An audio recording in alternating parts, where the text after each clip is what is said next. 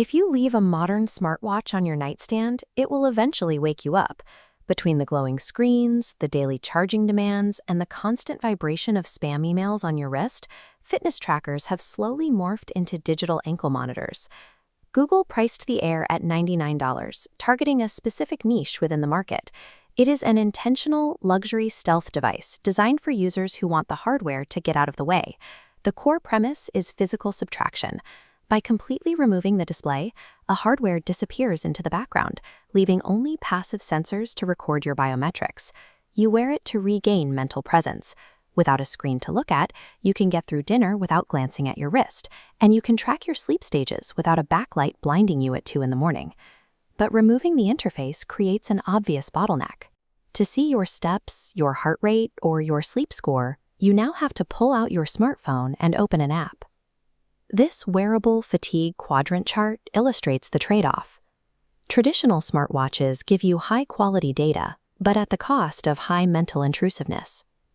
The Fitbit Air forces a choice.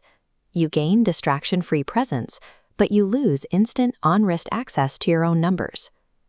On paper, the screenless chassis sounds like the perfect workout companion.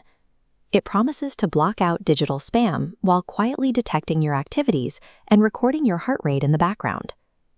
The problem arises the moment you begin structured training. When you're mid-exercise, you are essentially flying blind. Athletes lose immediate access to their telemetry. You have no way to check your live pacing, your current heart rate zones, or even your total elapsed time. To check your progress, you have to break your form and dig your phone out of your pocket. You also have to rely heavily on Fitbit's auto-detect algorithm, which is remarkably limited. It reliably recognizes only a handful of distinct cardiovascular movements, like a continuous outdoor run or a bike ride. Competing bands like Whoop can recognize dozens of complex activities automatically. The Fitbit Air completely misses strength training and high-intensity interval routines. If you want to accurately log a weightlifting session, you have to open the Google Health app, find the workout menu, and manually start the timer yourself. Looking at this spec-to-practice matrix, the compromise is clear. The hardware effectively forces users to separate their active sports tracking from their passive wellness monitoring. It works as a silent health logger, but it creates friction during live training. Pop the tracker out of the band, and you're holding a sensor module that weighs a mere 12 grams. This little pod is officially called the Pebble, a direct nod to the original Pebble smartwatch company, which Fitbit acquired years ago to build out its wearable technology. The device ships with a stretchy fabric performance band. Because the Pebble is so light, wearing this band eliminates the wrist fatigue that usually sets in when typing at a desk all day or trying to fall asleep. This chart reveals a physical limitation. Because the Air is narrow, light leaking from the sides corrupts heart rate data. To prevent this during workouts, you must pull the Velcro tight, actively constricting your wrist to keep the sensor locked against your skin. Google offers secondary options like the silicone active band and the dressier elevated band, but neither has the mechanical stretch required to maintain that secure, flush fit without cutting off circulation. The 12-gram hardware is objectively light, but holding a band tight enough to guarantee Whoop-level accuracy undercuts the device's comfort-first marketing. That tight physical footprint houses a battery capable of lasting 7 full days, and a 5-minute charge will get you through an entire 24 hours.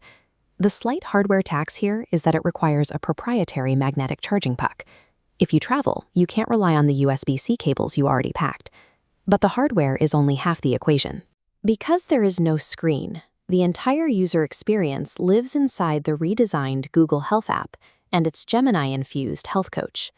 The AI is built to analyze your static data, like your accumulated cardio load and overnight readiness scores, and translate it into conversational, actionable advice about your recovery. But this split-screen illustration captures a major software friction point. The AI frequently misinterprets the tracker's data and hallucinates events, like congratulating users for 15 minutes of kickboxing while they were actually asleep. Other persistent bugs compound the issue. Sleep quality scores will randomly disappear from the dashboard until you log out and back in. You are left with a reliable piece of hardware passively logging heartbeats, attached to an over-eager AI that forces you to constantly verify its conclusions. At $99, the Air is positioned as a direct alternative to Whoop's hardware as a service model. But this total cost of ownership graph reveals the long-term reality. After a 3-month trial, the conversational AI and the deepest actionable insights are locked behind a Google Health Premium subscription, costing an extra $10 a month. The crucial detail is that the free tier still provides all of your raw metrics. You get your step counts, your heart rate zones, and your sleep stages without a monthly fee. You only need the subscription if you want the AI to interpret that data for you. If you want to optimize your sleep without a screen distracting you in bed, or if you already use a dedicated bike computer to see your live stats while cycling, the Fitbit Air handles the background logging perfectly. But if you are a runner who needs to check your splits in real time, a weightlifter who needs accurate automatic tracking, or someone who refuses to pay another recurring subscription for your health data, this isn't for you. Looking at this checklist, the verdict comes down to how you train. The Fitbit Air is an affordable, passive recovery monitor, if you accept the blind workouts and the current reliability of the AI software.